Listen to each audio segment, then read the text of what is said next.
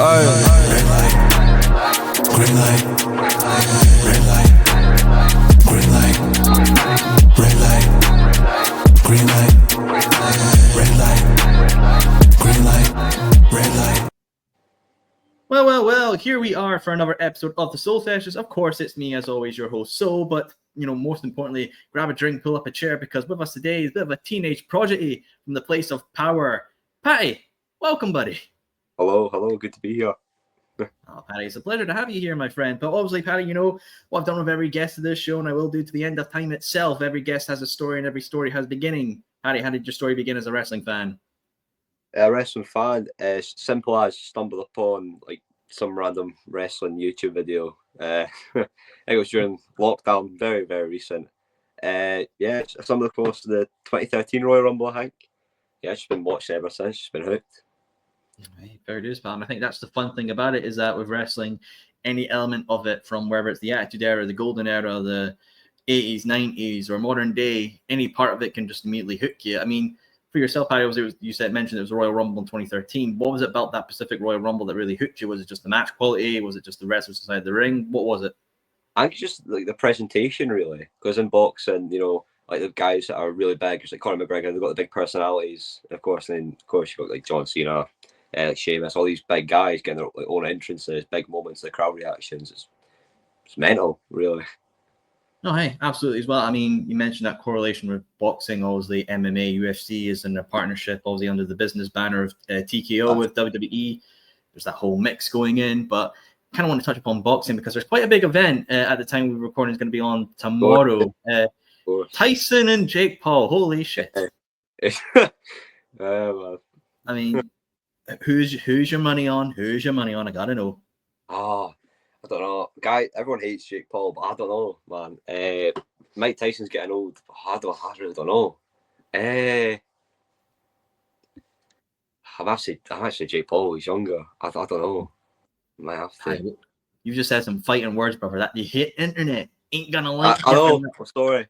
Please go easy with the comment section, please. Please. Oh, I mean, this fight, it's been, it was meant to happen in the past, but obviously health reasons from Tyson got in the way, so it's been postponed for, at the time we are recording, tomorrow on the 15th. No matter the outcome of this match, whether it's Tyson and Jake Paul winning, even one walks away with the winner, what do you think this match will do for the essence of boxing in itself? Do you think it's going to be a positive impact? It just depends how it goes, man. If it's like Tyson can't move as he used to, it might just be maybe some big joke. But if Tyson can go and Jake can not get knocked out the first round, then I think he'll do good things, really. Hey, people are definitely going to tune in and watch, and that's the main thing in itself. You will gain viewership, you will gain attention from this. But obviously, there's been fans from in the boxing community worried about what this will mean for Tyson's legacy if he takes a loss. Do you think his legacy will be affected if he does take a loss from the influencer YouTuber Jake Paul? I think his legacy has always been really cemented already. I think this is more just I don't know. Maybe I can't say. I mean, who knows what's going to happen with this as well, and it's really going to be something interesting to see. I mean, obviously, Jake Paul's brother, Logan Paul, former US champion with the WWE, still currently there at the moment. He's not really appeared on television. But do you think the Pauls as a brother tag team would be beneficial to the WWE? I think, yeah. Jake Paul's kind of popular right now, obviously, with the boxing thing. So, yeah, it would bring a lot of eyes to WWE, definitely. Hey, fair point there. Do you think you could see them going, obviously, with Logan straight on the main roster, or do you think maybe NXT? Is there particular matchups you'd love to see the Paul brothers do as a tag team? I think, obviously, Jake Paul running at Crown Jewel, I think, against Roman Reigns. So, could do something with maybe Jimmy and Jay. They could get back together and then showing yourself tag team chemistry, taking on Jake and Logan, something like that. I mean, get him stuck in a steel cage match. Just really build it. Why not? Let's go crazy. Let's just absolutely put the creative book into the max for them. I mean, it'll be drawing and entertaining in itself. Obviously, with WWE moving to more streaming platforms, obviously with Netflix. That's going to be fun. And we do a little bit of a bloopers here in the Soul Sessions, where it's cats or phones falling away. We keep up the standards here. But obviously, what I was saying there is obviously WWE moving to Netflix and a whole new streaming era. Patty, for yourself, obviously, you're the young team, the youthful generation. Your knees aren't hurting like mine. What do you think this new opportunity of streaming will be for maybe younger generations of viewers being introduction to WWE? I think it's brilliant because I think the main problem is people don't really know where to watch wrestling. Well, if it's like slapped right in the middle of a really mainstream service, easy to access, and people will definitely be interested. Yeah, absolutely. I mean, hey, as long as I don't have to stay paying for the network, I can just pay for Netflix, which I already pay for. I'm saving money. I take that as a win. I'm happy with that. It's a win. Yeah. So indeed, Patty. Indeed. Now, obviously, Patty, you're obviously from PWR Pro, obviously formerly FPWA. For yourself, I'd love to know the journey and the story of being introduced to. Obviously, you joined when it was FPWA at the time, if I'm correct. Yes. Yeah. All right. Hey, I'd love to know the story. Tell me the story. Your introduction to FPWA. I think I joined around about after lockdown because, as I said, I got into wrestling during lockdown, and before that, I really had nothing going really. No really hobbies, anything I did. I think my mum just saw me watching WWE. She was like, "Oh, this wrestling school's opening up, FPWA." Of course, I had problems with like anxiety and stuff. I'm scared to do stuff now. But my pal also was joining as well. I was like, "Oh, may as well. If he's doing it, I may as well do it." And yeah, it's pretty much ever since then. One of the best decisions I've ever made. Hey, truly hell of a decision, my friend. I know there's some of the trainers at PWR Pro. Obviously, there's Andy Roberts, the big man himself, Johnny Lyons. I know Jason Reed was a trainer for a wee while before he departed for Dubai. For yourself, Pi, what sort of guidance and learning opportunities have you gained from either Andy, Johnny, or Jason, if you did have an opportunity that you've took to heart and thought, yeah, these are lessons to live by and train by? Well, Johnny Lyons was definitely like the biggest impact I had. I've been with him the most because I joined when I was 13, so 13 through to 15. I've just had Johnny as my trainer. He's taught me everything. I know I've even stole some of his moveset. So yeah, definitely. I think we had some sort of training match thing and I messed something up and I was just really upset about it. And Joyce came up to me and said, "It's going to happen. If you get upset about it, it means you love this." Okay, I mean. Mm-hmm. Okay, fair play, bro. I remember speaking to Johnny a while back now, which is just showing how time flies. And I remember your name being brought up as somebody that he was showing a real shining to. When you hear stuff like that from Johnny, of just that admiration for Johnny Lyons, somebody who's been quite essential to part of Scottish wrestling, is it quite endearing accolade to know you have the respect of, someone so well respected within the industry? It feels great, honestly. I think it's really like helped me with confidence wise, knowing that people trust in me, and that I've got a lot of people that'll want to do anything to see me like move forward and improve. So I think it's just a really big thing to have while also going through my wrestling journey. Mm-hmm. Yeah, absolutely, indeed, mate. Also, I know PWR Pro have their student showcase matches usually before a big show that they do. Am I correct that you would have made your debut on one of these student showcase events? I did, yeah. Oh wow! Hey, I gotta know first feeling of doing an event like that with an audience. Obviously, I'm expecting family would have been there as well. Could be in a quite pressuring environment, but hey, you did it. That's the main thing. How was your debut experience in front of a live audience? I think my debut was I think it was the first ever FPW show.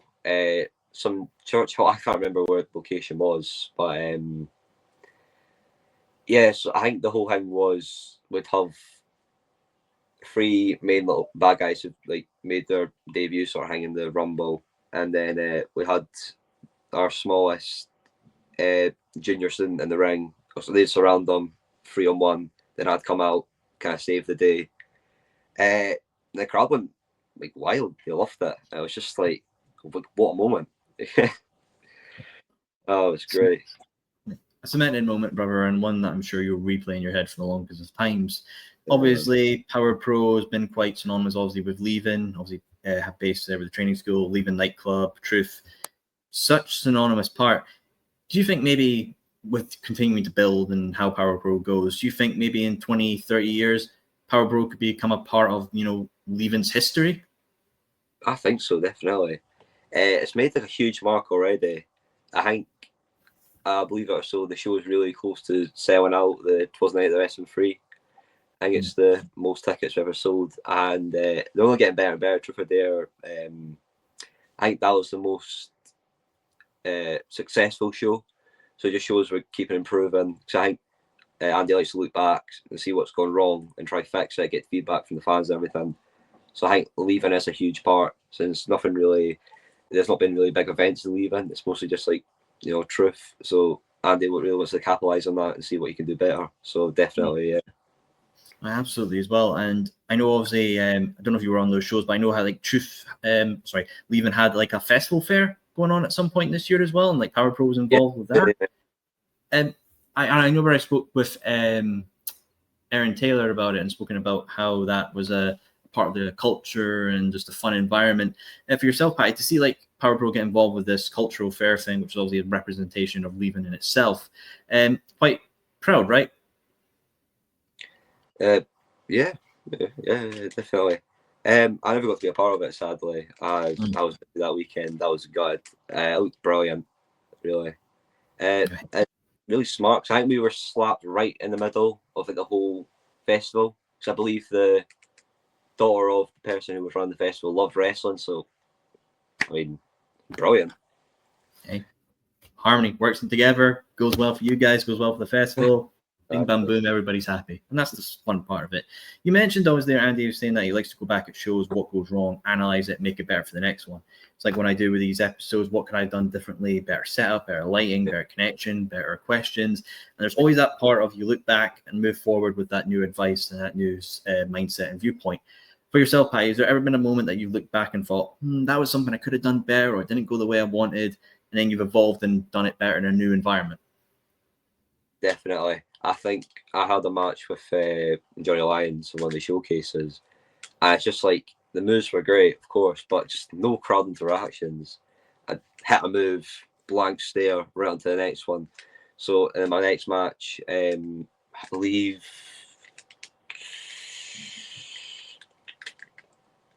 just mainly the Mega Slam shows when I did the tour, crowd reactions are everything in wrestling.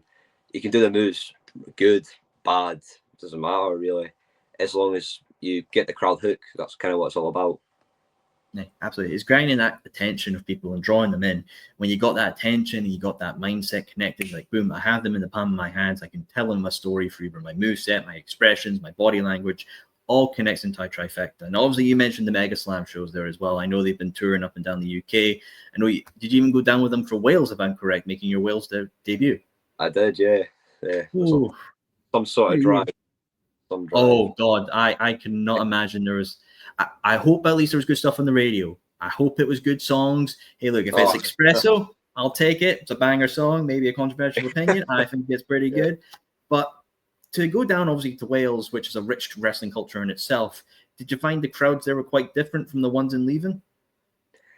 Yeah, they were really into it, especially the kids, man. They were mental, really crazy. It was just brilliant to feed off it, of course. No, absolutely, indeed, as well. And do you think as well with traveling up and down in the country and doing either shows Mega Slam or reacting to how things are with that country, because our country is very unique with the wrestling, from either the Scottish to the English, the Welsh, the Northern Irish, it's all very entangled and different with how they perceive wrestling. Have you found these Mega Slam shows to be quite beneficial, just either more time in the ring or exploring other parts of the UK with wrestling fans and how they react to wrestling? I think just generally the biggest reaction, because most of it was mainly at like caravan sites and everything. No one really had an idea. No one was really into wrestling. But it's just the fact that we brought our characters and our characters stuck onto the fans. And it's more the fact like maybe they don't understand what wrestling is, but they can understand what character wants to do what. Obviously, like the heel or they're the bad guy. They just want to screw over the face. The face. Oh, we cheer for him. We like that guy. He's a good guy. We want him to win. Of course, simple. Absolutely as well. And I think these holiday parks are quite influential for your repertoire, your skill sets. You know, I've had wrestlers that wrestle in the deathmatch scene. They still do holiday parks and family shows because they are key learning points. There are key places to experiment and develop themselves. Even big wrestlers like, you know, the former AEW World Champion Bryan Danielson stated that he did caravan holiday parks in an all-in press conference and how beneficial that was just to thrive in that environment. Do you think that's quite a unique part of UK wrestling culture, is the family caravan parks, kids shows? Because you don't really see a lot of that in the States. Mostly it's more of a hardcore, a teen demographic. But here we've got that variety in a younger age audience. I think it's brilliant. I think I've really developed more and gained loads and tons of experience and confidence and everything. Just getting to meet like wrestlers, been doing it for ages, and yeah, they still do the caravan scene. I can tell why, because obviously, like they're at like, the experience and the more reps, obviously, is brilliant. It just really gets you more experience with crowd reactions and how to handle. Maybe a crowd isn't enjoying the show. Okay, so what can you do to improve that? Make sure they enjoy the show. So it's just a huge thing with crowd reaction and stuff. Really. Yeah. Every day's a school day. You'll learn from one environment and pass it on to the next. Now, obviously, Power Pro recently had some double shows going on in 2 days. Obviously, Unforgiven, Truth or Dare 2. Obviously, we met Unforgiven, did a wee little thing after your match with the Bayview Brawler, who made their debut on that show. Just looking back at that Unforgiven show, because the crowd was quite hot and reactive for the entire show in itself, and it was a lovely venue as well. When you look back at Unforgiven and your match with the Brawler, what some elements do you take away from it and are thinking, yeah, that was pretty good? Was it just how the crowd were reactive or how the chemistry you boys had? What's some things you look back on that match with the Brawler? I think that's when I really got a big hold of somewhat who Patty is, sort of. Because before, Patty's like, oh, this trainee guy who's moved up like quite quickly. I suppose he's good, but now I've somewhat got a character around it now. I feel like I was pretty good with the crowd. I think they were pretty behind me. Maybe Brawler got a lot of heat, so that's great for me. I'm not complaining. Yeah, it was great just to have the crowd behind me, and then the crowd against the Bravey Brawler really called for good crowd reaction moments. Mm-hmm. Hey, and yeah, and we even did a wee little promo in my boiler room, as I call it, the lovely boiler room with very lovely heating. I would love to know, Paddy, obviously your mindset when we recorded that little promo afterwards.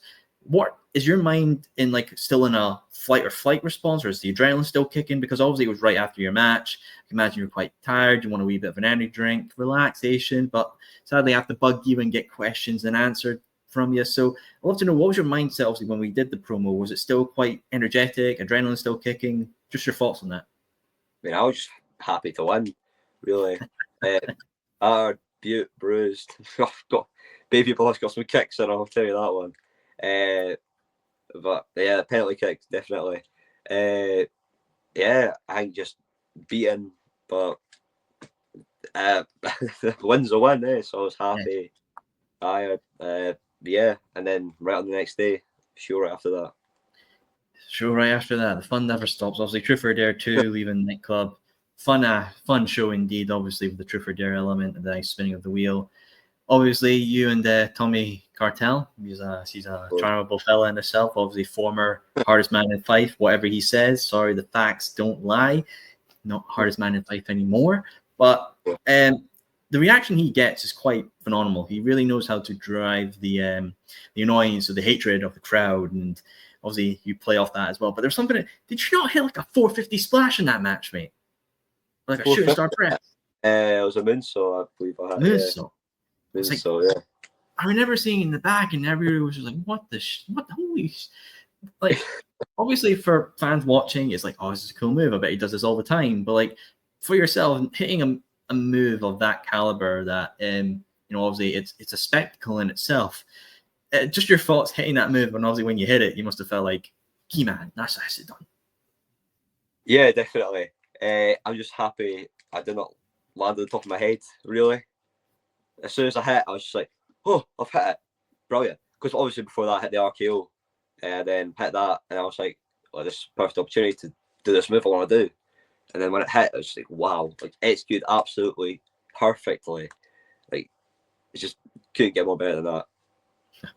Indeed, my friend, indeed. Now, obviously, as we are talking, there's another Power Pro show coming up, the last one of the year, 'Twas a Night at the Wrestling Free, third Christmas show, and you have a match. Quite a hell of a match, mate, because obviously on the PWR Pro social media's pages, Mark Andrews announced that he was coming to that show and he wanted to face some talent within PWR Pro. And then a graphic was announced that PWR Pro management has named you versus Mark Andrews. This is a former Progress World Champion, former NXT UK Champion, former Impact Tag Team Champion, current Riot Cabaret World Champion. I mean, this man is quite knowledgeable, quite famous about the UK scene. So I'd love to know first, Patty, have you known about Mark for a while? Have you ever seen him wrestle in person before? And just what your thoughts are on Mark Andrews as a UK wrestler? Yeah, I've seen some clips on 205 Live before this match. Like back in lockdown, I used to watch 205 Live. I even used to play in WWE 2K20. Oh, it's mental. Think I'm going to be stepping in the same ring as him. Genuinely, I don't know what to feel. I guess I'll just feel it on the night. But right now, I'm just excited. I get to really go against someone. And if I pull something off, like, what a moment for my career. I mean, hey, it's amazing. Some people don't even get this opportunity when they're 20 years in the business, and you're getting at such a young age. I mean, yeah. Teenage sensation, absolutely. And now, obviously, PWR Pro management granted you this match. Mark hasn't done anything on social media really calling you out. I mean, he has the little post that, oh, this has been the match I accepted. I'm going to come up there and to give it my all. I want to give you, Patty, this opportunity to speak to Mark Andrews. Just your thoughts on facing him, and is there anything you want to say to Mr. Andrews? All I want to say is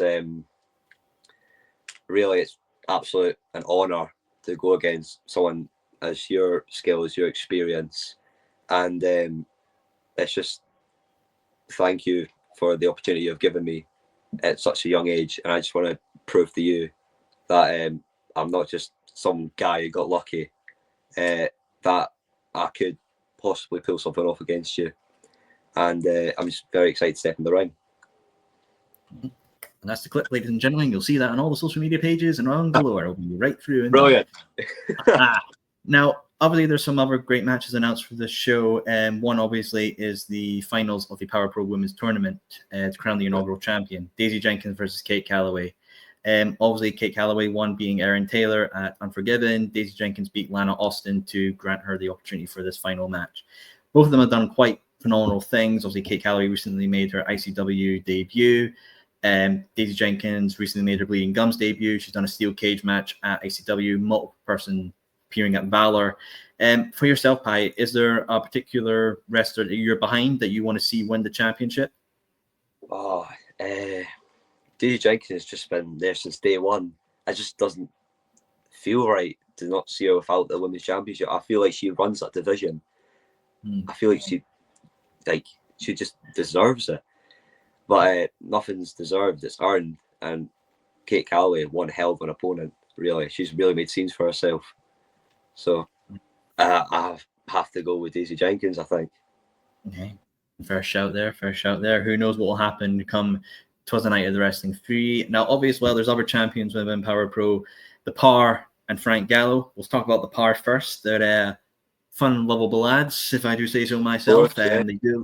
They do love their game of golf. They're very golf crazy, as we say. Obviously, they are the champions. Things are going good for them at the moment, but maybe there's some teams waiting in the wing. Pi, have you got a particular tag team matchup you love to see the Par have a wee little match for defending those PWR Pro tag team champions? Oh, I think we'll get the fan favourites from leaving. I think the Meat Factory. Sure, they came short last time, but I think the boys have really had time to develop, learn their skills, learn from mistakes, and I really think they could pull something off. Wow, hey, could be an interesting development there. But I know I've seen, obviously, from social media, there's been a bit of a bickering between the two teams. Obviously, the Par really don't look that much upon the Meat Factory. They kind of look down to them, really, in some sort of way. Do you think that might be a downfall of the Par? Do you think they're really not giving their fullest of attention to a credible team? I think so, yeah. I think it's more the confidence it comes with since they beat them last time. It's always like class in the head, they can beat them again. But ever since, that was months ago they beat them. I mean, I think they've really developed, of course. Of course, they did the announcing for the Truth Show, and I really think they might be holding something. And of course, they got the whole crowd behind them, so like who knows what a wrestler can do with everyone and like Truth behind them, all the fans behind them. They can pull off some crazy stuff. No, absolutely. Upsets and galores. I mean, maybe the power should be less focused on the green courses and more focused on whatever's going on with the meat factory and the pepperami, whatever they are, felicitating wherever they can get off the high streets, wherever they can. But obviously, there's Frank Gallo, the main honcho, the big world champion, heavyweights for PWR Pro. Obviously, he's in a match with Andy Roberts versus Tommy Cartel and Zachary Swift. And obviously, Tommy Cartel, he's beat Andy Roberts, obviously, and Zachary Swift attacked Frank Gallo and myself. My shoulder's still recovering, shoving me into a wall, cheeky wee man. They've now been granted a tag team match against Andy Roberts and Frank Gallo. Your thoughts on this match? I mean, obviously, Zachary Swift beat Andy Roberts and Tommy Cartel's beaten Andy Roberts. They haven't beaten Frank Gallo yet. None of them have at this moment. Frank Gallo's going on a very great reign with the championship. But do you think, is there a particular one out of the two that Frank should really be worried about as the next possible champion? Next possible champion? I think Tommy Cartel. Zachary Swift, he's showing some potential, really. But I think he just got that win over Andy. If it wasn't for Tommy, I don't think he would have beat Andy. Of course, I was there at ringside. I was Andy's ring man. I was keeping an eye, obviously. I think Tommy is in championship form, I believe. He beat Andy at Unforgiven, beat me at Truth, sadly. I think he's really showing something. Mm-hmm. They really come into their own, and I think that's a very dangerous element for the champion. He really has to be on guard and focus for whatever these boys can bring to the table, because they can bring a lot. That's a very interesting environment for the future champion indeed as well. Obviously, Pi, scary to say this, but the end of the year is nearly upon us. 2024 is nearly done. Oh, where's the time gone? I just remember it was a couple months ago. I was in Greensboro watching Sting's last match, and now I'm here in a Scottish winter. The joys of life indeed. But obviously, with the new year, new goals, new opportunities, and a new drive. I don't know for yourself, Pat, is there particular goals you want to achieve in 2025? I just wrestle more, get my name out there. Of course, I have made a name for myself in PWR Pro, but I just want to make a name for myself everywhere, really.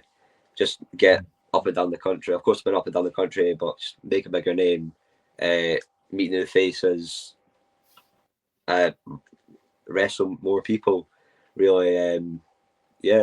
Maybe just develop my skills, really, kind of sort of thing. Yeah, I think that's the interesting thing as well with stuff like social media. You can widely see what else is out there. You're not relying on like word of mouth. You're not relying on somebody else being there and having to come over and find you to tell you what's going on.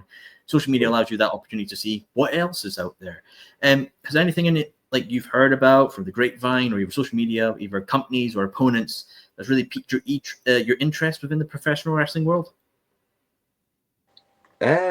Professional wrestling world, I mostly with the big Mega Slam shows. I've only really debuted once for the main roster. I reckon I could definitely run with the boys at Mega Slam. Hey, more Mega Slam tours. I think that'll be a great opportunity, more learning, but also more fun matchups as well. Now, obviously, PWR Pro is obviously known for bringing in some of the big names. We've mentioned Mark Andrews, Lionel Austin, Niwa. They've been bringing in some hell of a names. Is there any particular name that you would like to see brought in? And if so, who would you like them to go against in PWR Pro? Oh, I think, let's see. I enjoyed Niwa at Truth. I think Hunter Sampson, maybe. Two big boys going at it.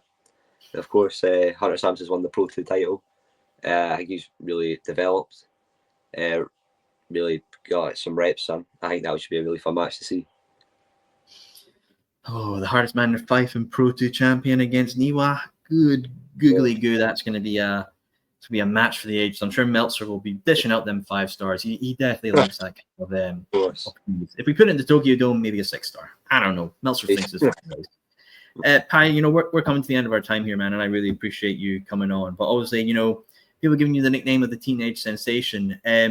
For yourself, say 20 years down the line, you know, grown adults, you've been elevating the professional world here in Scotland. You've got all the championships. Tommy Raquel is even shining your boots and being like, well done, good, we're good on you, son. I really respect you. And when like the new generation of teenage wrestlers come up, what would you like to see them be able to achieve as a teenager, or what advice would you give to that next generation of teenage wrestlers? I think just don't hold yourself back. That's been a really big thing for me, just struggling with confidence. I just say there's nothing to be scared about. Every opportunity is a brilliant opportunity. Take anything you can give, and when you're given a moment, run with it. Simple but passionate words to live by. Well, folks, obviously, PWR Pro Twas at the night at the Wrestling. Free tickets, but low availability of tickets are available on Eventbrite. Get your tickets. Hopefully, by the time this comes out, there actually are some tickets. Maybe they've all sold out, and I'm just speaking to the wind. Well, hey, that's the nature of show business and pre-recorded interviews, folks. But nonetheless, folks, thank you as always for tuning in for another episode of the Soul Sessions. Neck your drink, put your chairs away, have a relaxing night, and thank you as always for tuning in for another episode of the Soul Sessions. Now I'm out there here with you. Gonna live like animals do. No more laws and no more rules. No more money, no more fools. No more heaven, no